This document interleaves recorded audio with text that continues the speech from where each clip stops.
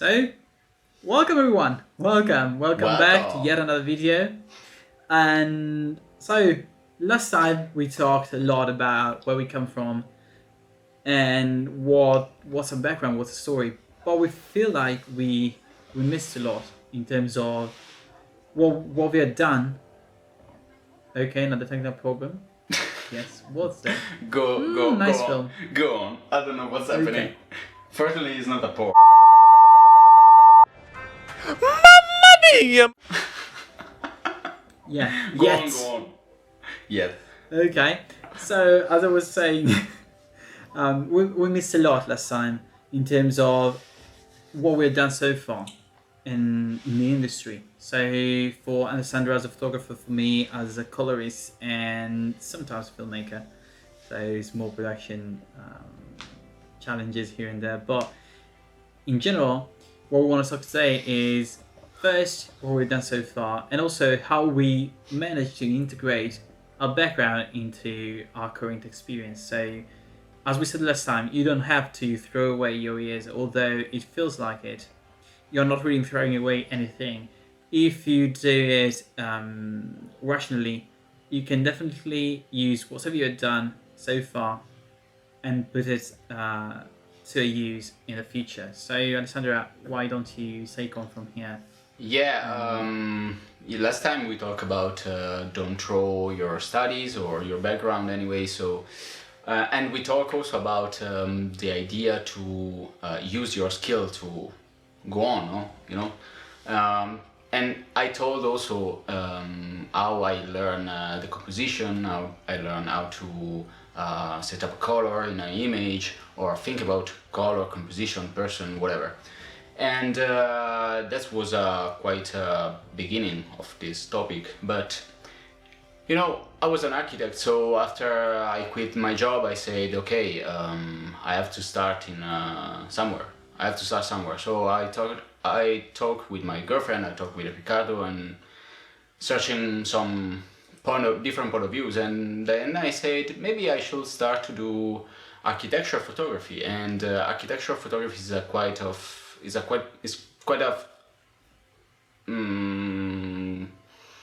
kind of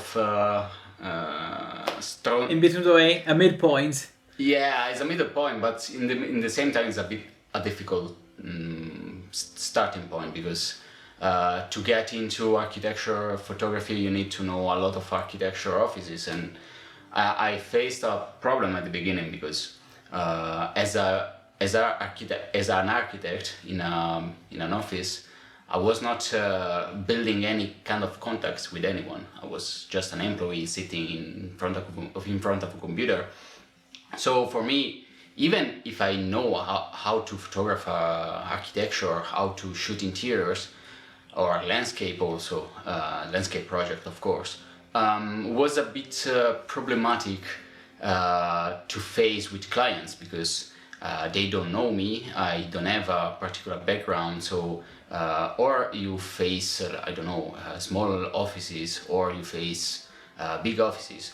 That's the choice. You cannot choose something in the middle because doesn't exist anything different. And the problem was small offices usually or don't shoot in general their projects because maybe they are not interested, maybe they don't have enough money to pay a photographer to this kind of job.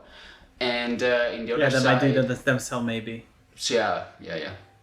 And in the other side, we have the problem. I have the problem of the big offices. They hire maybe more famous photographer or more skilled than me because anyway, I'm not the best one, unluckily. So the problem is how can I use my skill to promote myself even in the contact field, because it's not only about photography in this moment, but it's also about make contacts. So I start to search around my friends, and for example, now in the next month, I hope I will shoot some photos for a friend in Rome.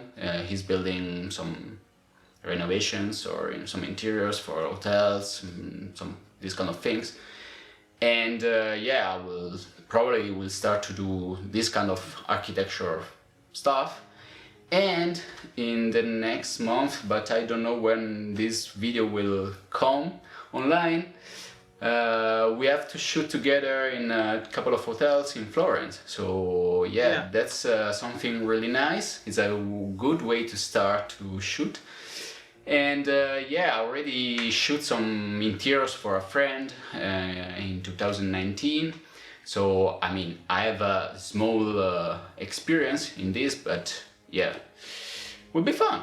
Will be fun. We will have to shoot some videos, some photos, some lifestyle content. Maybe we will try to decline a bit. You know, photography is more. You have to be fresh and new every time, because it's easy to go there, shoot the room, and then go home, and you have done your job, and yes, good job. But to be present in this field, maybe in photography in general, you have to be more creative, more. You need to create new ideas to propose something new, and yeah, probably we'll try to create something different. Maybe we will try to be inspired by the environment, maybe by the person that are working there, and maybe we will try to tell a story as well. So yeah, that's why that's how I tried to shift my architect career in photography career. It will be tough, I think, to be paid at least. But yeah, will be fun. And then I have Riccardo with me, so I'm not alone. There are two brains fighting in one idea. I mean, not fighting is a bad thing. It's like fighting for ourselves against the world. It's just me and you against the world. But yeah. Yeah, it's very Justice. No, not Justice League. Maybe Avengers. Yeah. Yeah. We'll do a Snyder Cut, maybe. You want to be Iron Man or Captain America? Thor. Thor, like the fat Thor, huh? Yeah, the fat Thor. Of course. I don't have the strength nor the will to be the fit one. I want to be the Black Widow. Okay, this one is getting the monetized right now.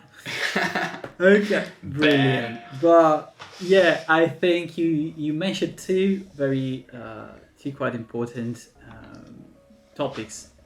So connections, So connections first. It's what I would say I too struggle the most. So basically, I'm a bit ahead of Alessandro in terms of I started this freelance career a bit earlier than him. So that's why also we had a small talk when he was deciding what to do. And so the building contacts, although I'm a bit ahead of him in terms of time, is still something that's going on, and I think will go on forever. Basically, that's it might be your main occupation if you want to be a freelance. That's what I'm learning. Also talking with other people in the field, that although you might be good at what you do, you might be you have talent, you have practice, and all this good stuff. If you don't have the connections to show off yourself, then it's really difficult to find a job. And the second point that you mentioned is the difficulty in terms of small production, big production. For me, it's not offices, but it's more of production companies. But it's the same. I mean, there are small production companies in which most of the time it's even a one-man band. So one man that is shooting, editing, color grading, doing everything on its own. Or there's the big company which has a lot more resources and already a lot more context. So the problem is also you want to be paid fairly, of course, since the beginning. But what I figured is at the beginning, mostly, you might have to create compromises. Okay, accept compromises. Maybe you get paid a bit or a lot less than than you might want to, or you might expect to be paid. But the idea is always try to find a balance in between what you're sacrificing in terms of getting paid and what you're gaining, maybe in material that you use for a show reel, or in terms of connection that you're building for yourself. Yeah. And to me, possibly the best thing that I took from my college years is the ability to study and the mindset in general. So keeping together and being able to work a lot under pressure, work well under pressure, and the ability to keep learning. Okay, so keep updating your let's call it the database. Sorry, I'm using a very Yeah. very strange terms, but that's basically how my mind works. So, constantly, expanding your knowledge in terms of everything that concerns your job. And for me, as a colorist, that doesn't mean just studying color science, and knowing how to use Da Vinci. It's also knowing different cameras and lenses, knowing lights, so that I can have an educated talk with the DOP, with the director, and both be proactive in terms that I can give valuable advices to them, and also I can understand what they're saying and show that I'm knowledgeable and I know what they're talking about. So that talk is not something that just talking with a child and explaining everything to him. We are equal in a way, okay? Yeah. And so that's possibly the best thing that I got from my college years. And other than that, the ability to possibly understand complex structures and all this stuff in order to build my PC, keep my gear constantly upgraded and functional. So all this stuff, maybe a bit of programming that has helped in the past. So all this stuff are not directly related, of course, to mechanical engineering, but are definitely helping me a lot. Also, for example, in the college years, I helped other students study. That's one thing that I did, and this is something that is helping me a lot today. Since the beginning of the pandemic back in March, I decided, why not starting to teach others? Okay, I know that at least on the technical point of view, I'm very skilled in Da Vinci. Okay. Yeah. I might like the creativity which I'm building by constantly studying different artists and genres, etc. But on the technical point of view, I'm very skilled again because of my mindset that has brought me to study a lot for years and years, to study these programs, all the possible functions, shortcuts, workarounds, all this good stuff. So what I decided to do was to jump on Fiverr, the Fiverr platform, Yeah. and starting to teach there. And that's something that we talked about a lot, me and Alessandro also. I discovered a new world there that allowed me to do all the stuff that we talked about. So building connections for on Fiverr, there I'm teaching most of the time to newcomers to Da Vinci. There might be editors coming from Premiere that are already in the industry, or maybe just directors or DOPs that really they don't want to actually do color grading, but they want to know how the program works in order to be knowledgeable when they talk with the colorist. And so that way I'm building a lot of connections, and I would say 80% of my work today comes from the connections I made with Fiverr. That's cool. And that's also why, I definitely advise anyone that's freelance to jump on the platform. And at the beginning, it's the worst. Okay, you feel like nobody watches you, nobody cares about you. It might be that the first 2 months you don't get even one order or anything like that. But once you start, it's really a sort of a waterfall that drops on you once you start to get the first reviews. And so also all this ability to invent new ways, to make yourself profitable, I think is one thing that I got from my college, and I will always be thankful to the years I spent there. And I completely noticed this difference between you and me because I'm not organized guy, but sometimes I have the difficulties to to keep the flow, you know. I'm skilled learning Photoshop, Lightroom, or other programs, but and I'm also well organized when I work with these programs. But in the same time, I notice in you more skills, like you mentioned DaVinci, for example. I try to watch some videos, and maybe the future tutorials you will do it with me, so I can learn more. But I with found fun. that, yeah, with fun a lot. But I found a lot of difficulties with learning that, because I'm more a creative guy. I'm sorry for the light, but this is like apocalypse now. It's it's coming like Don't this. worry. It's raining, but there is this particular moment of sun there that try to burn me. But yeah, I was saying. Yeah, I totally get you. I totally get you. Also, my background is so low now, and to compensate for it, I have this incredibly bright light on my face. So I think that once we hang up this, I might be completely, at least on this side, I will be blind for this light. So I totally I have get the you. real Jesus, and you have the fake Jesus bright on Yeah, your light. exactly. And yeah, no. The problem is when you have to learn something from zero, and because you want to work with that thing that you are learning for, and maybe it's not your. Once you mention a thing, when you have to learn something that you enjoy to learn, because maybe you need to work with that thing, you will learn like instantly.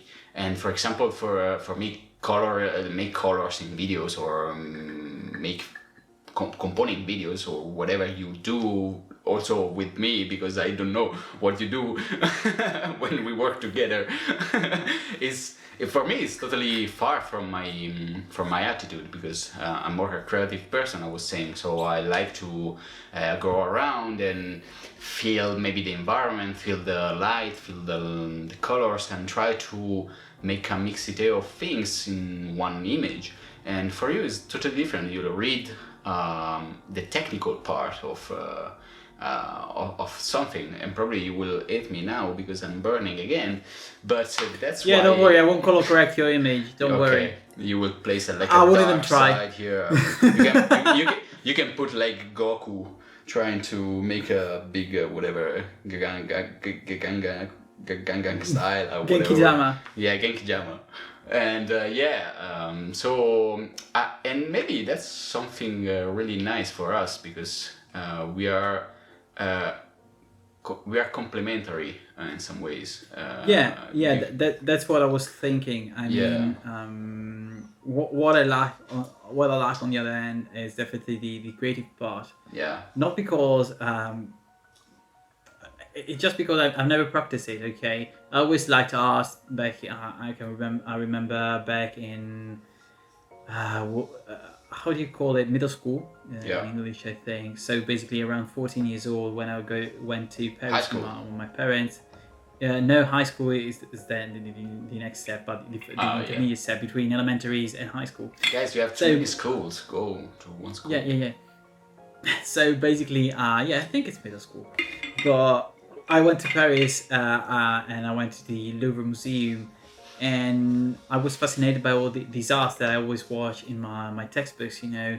And thankfully I had a very nice teacher back then that made me fall in love with art. So I was able to, you know, recognize most of the art pieces that I watched.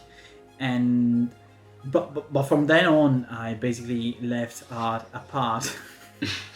So I didn't develop that much my creative side, and I think that translates a lot in our Instagram profiles. I mean, your photos have a lot more intention, have a lot more stylistic choices in them, while mine's are more of a very, I won't say natural. For many of my photos are definitely not natural, nor my color gradings, but they are very technical in the aspects of how the light is used and all this stuff.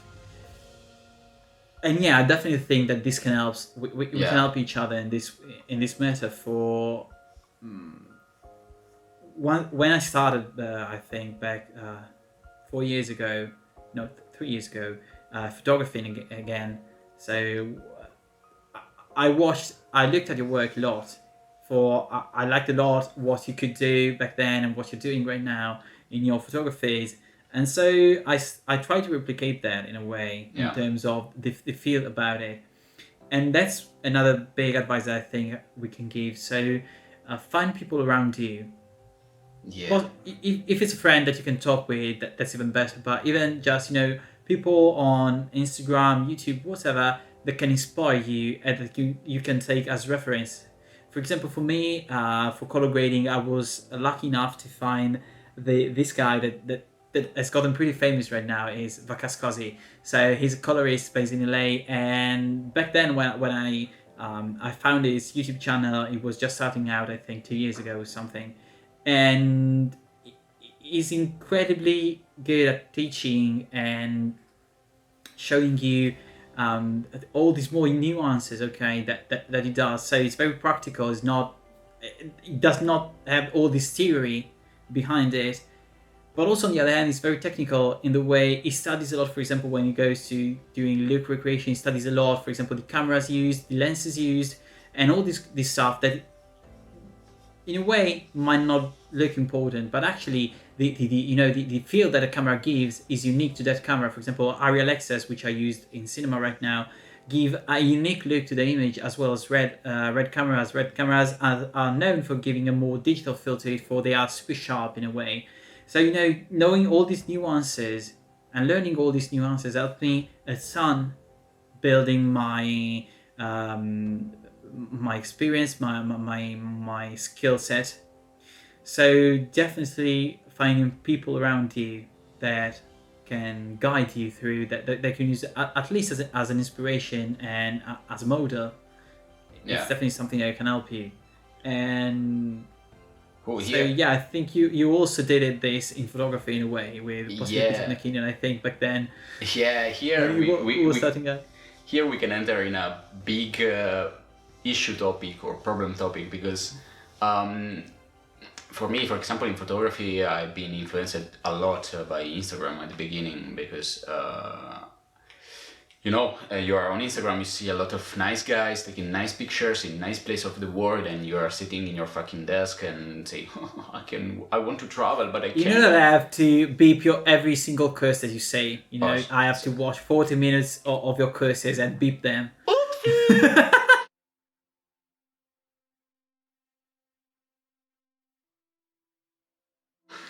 And yeah. Just kidding. And yeah, the problem is you start to get depressed, because you want to do the same and you can't, because you're a poor guy and you don't have money, or maybe also they don't have money and they have this crazy skill to work in magic way, I don't know. And the problem is to try to find a way to get influenced by someone that can give you something.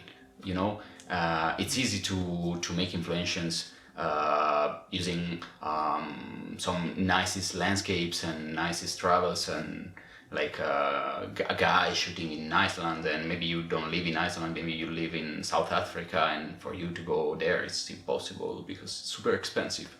So an advice that I can give you is not to try to find the best influencer ever, but to try to find some people that maybe like you is growing, and try to analyze their pictures, or how they use social, how they are using social, or how they make color grading, and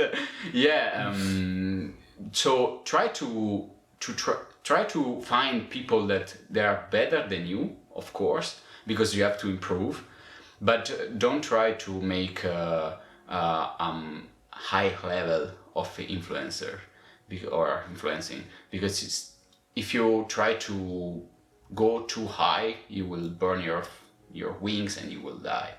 So yeah, Also possibly one point is once you get to a certain level, yeah, you start to uniform yourself to what your audience like, yeah, more of what you like.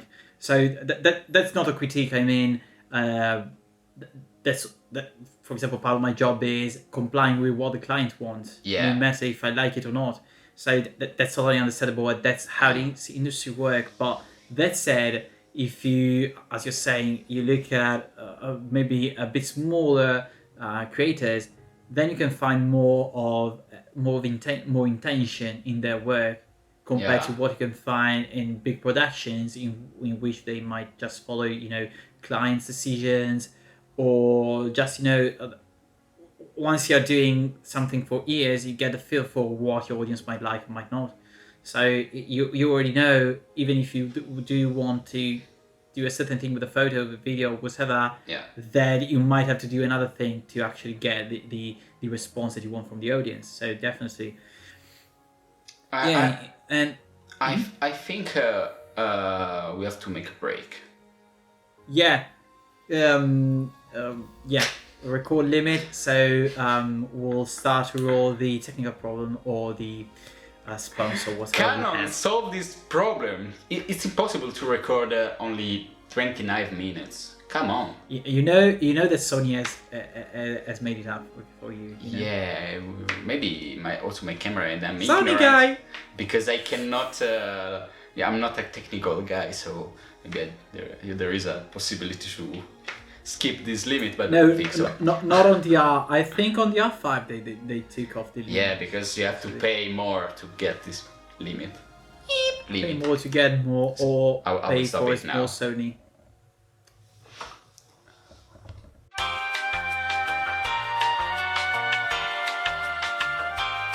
Okay, so we are back. The Coca-Cola sponsored by Mamma Mia's. exactly, definitely Coca-Cola this time. Last time was Pepsi, right? No, Coca-Cola. You said Pepsi and I said Coca. I don't remember. Whatever. By the way, I think I forgot to insert that in the edit. I might have cut it out. Who knows? We're gonna watch it later today, so who knows? And by the way, guys, I might have given an hint on when we are recording this, but yeah. Yeah. But as we were saying, finding role models definitely might help you, and start to build your connections for that. For both me and Alessandro, that's the biggest bump that we are facing right now, and also I think anyone has faced. Yes.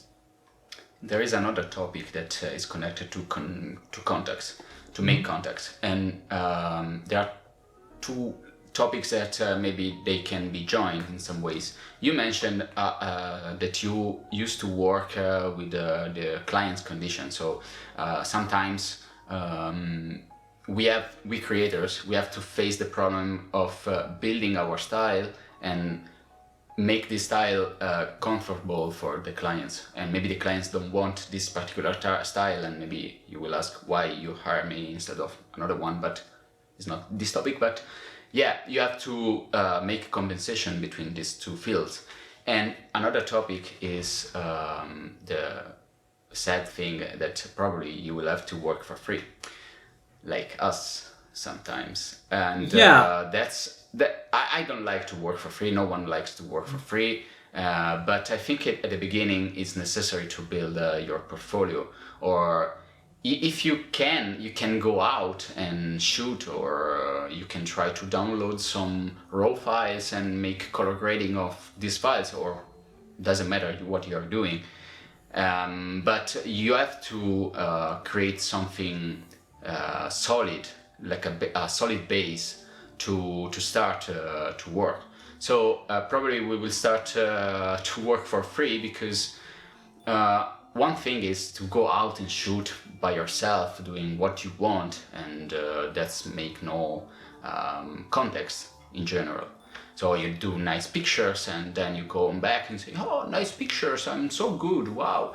But then you have to face some problem, like the client's decision. Maybe you have to make you have to go there and shoot in a particular time of the day or in a particular time of the year, and maybe you want to go in Iceland and shoot the northern lights with this big house below, but no, you cannot go there during the winter time, for example. So there are a lot of issues to work with clients that will pops out in general, and in the same time you have to work for free because you have to learn how to work with clients, and this is a really big topic because every client has a different way to think, has a different way to use your skill to promote something, because maybe they hired you to promote something, it's a video or a trailer, picture for the website or whatever.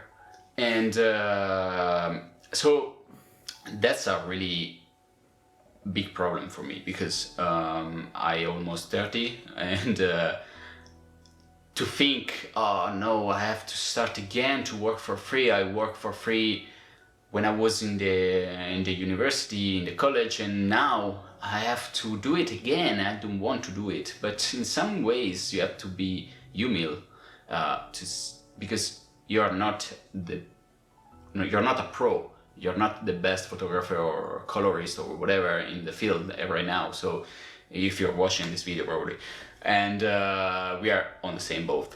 And yeah, the problem is I have to start again, and you have to have a mindset from the beginning. You have to accept this critical point. And but you know what?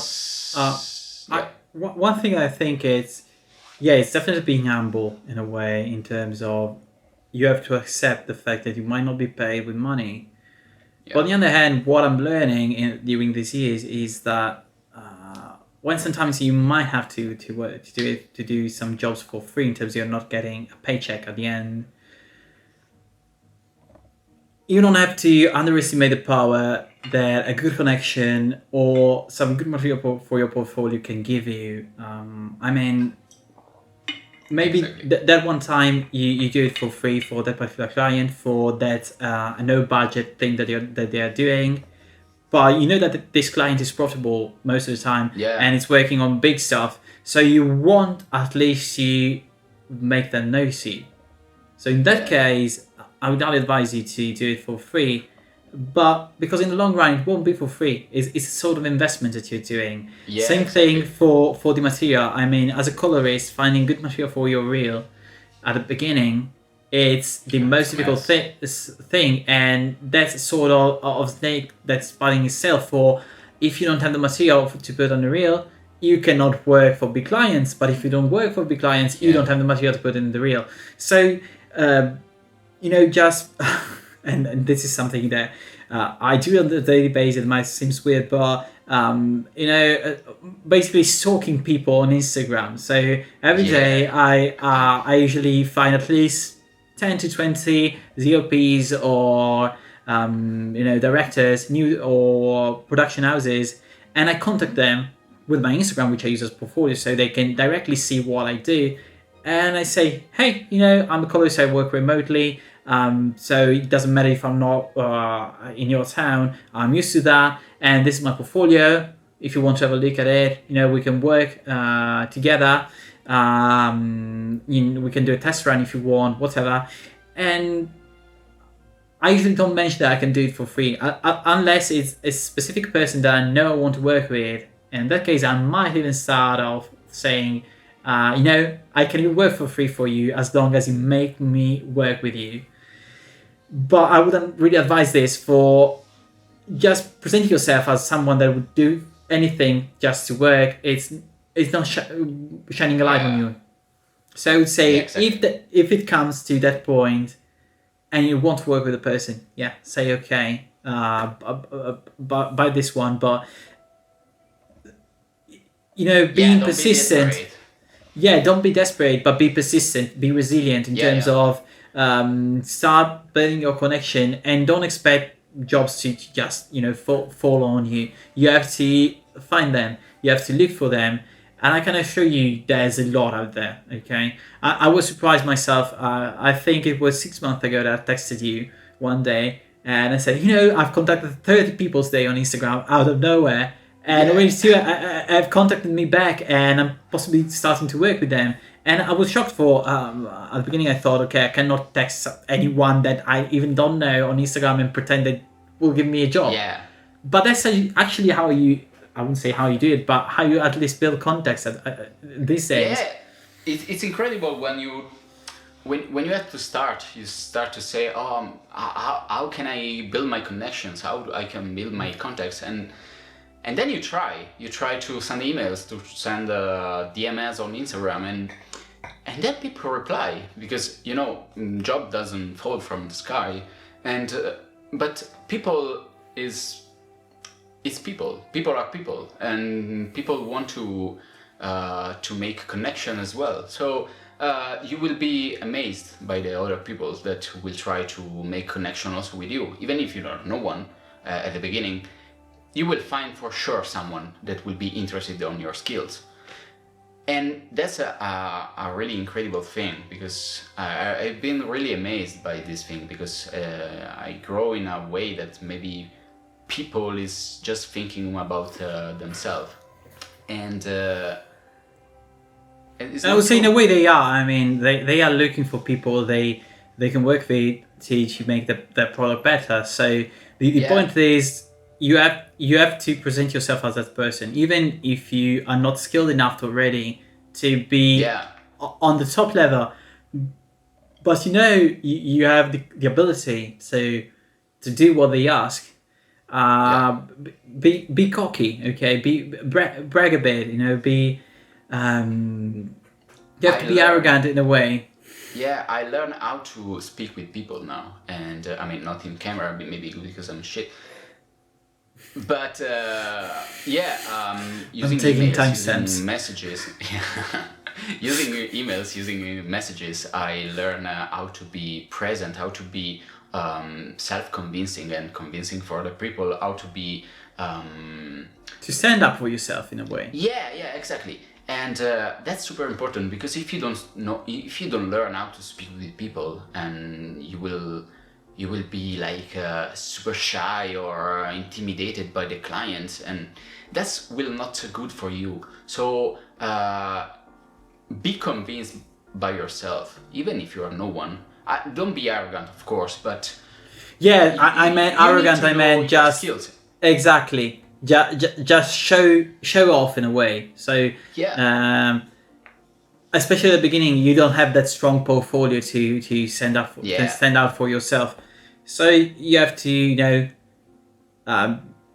try to different ways to make them look at it in the way you want.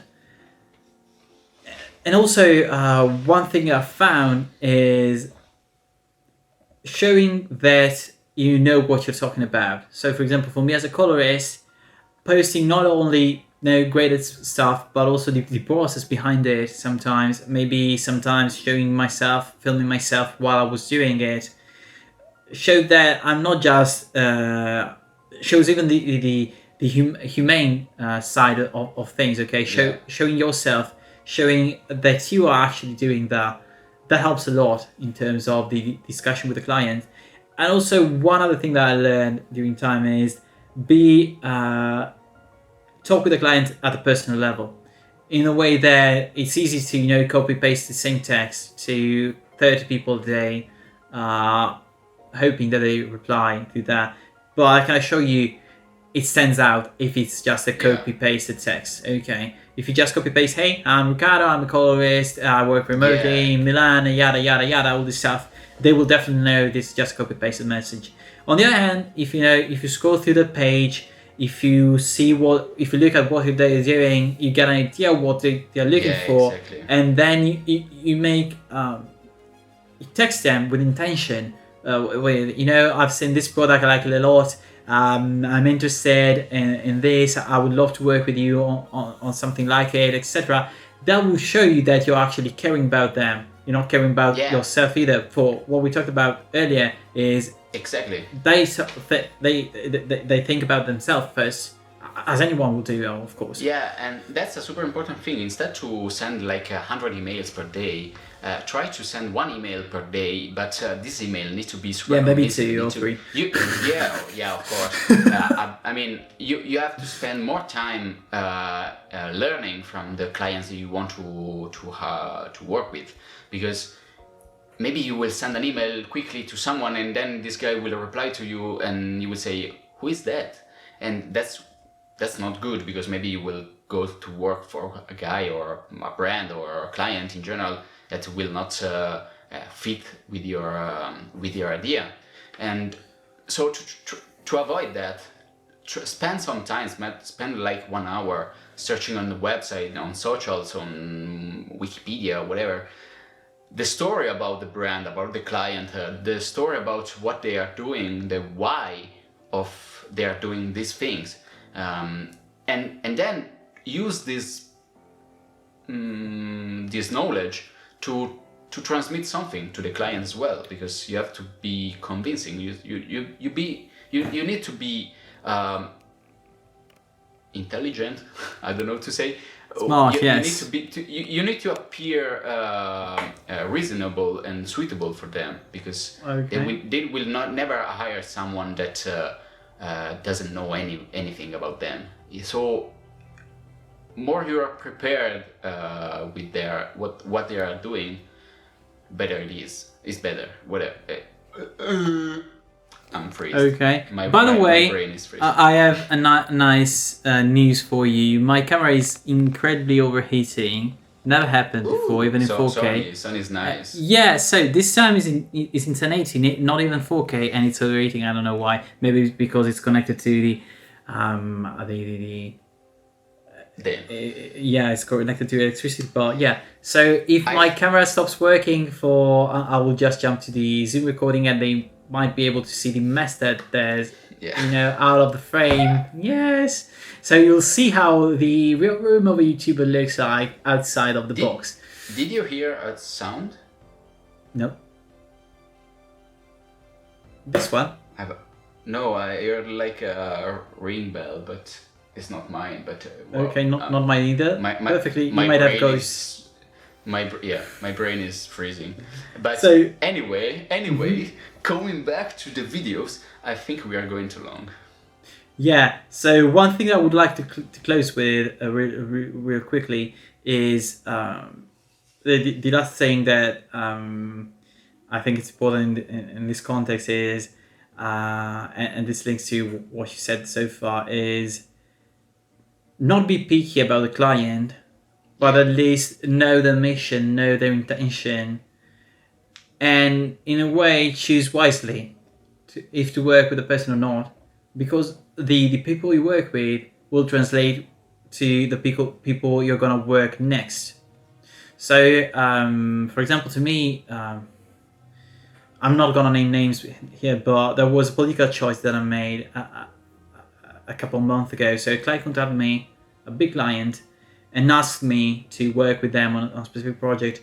And although there was good money, I said no, because what they do is not compatible with what is my values, my background, my values, all this stuff. I felt like, even though I needed money back then, I didn't want to work with to that compromise, and that's I think a valuable advice that I could give anyone. So don't be picky.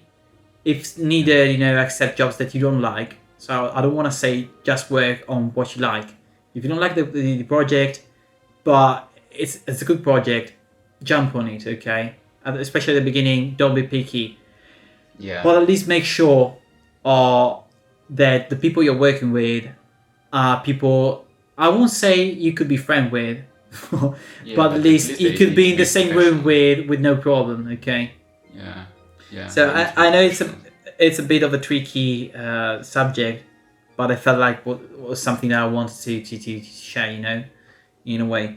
But yeah, definitely going a bit long. So my camera is starting to melt down like a nuclear reactor.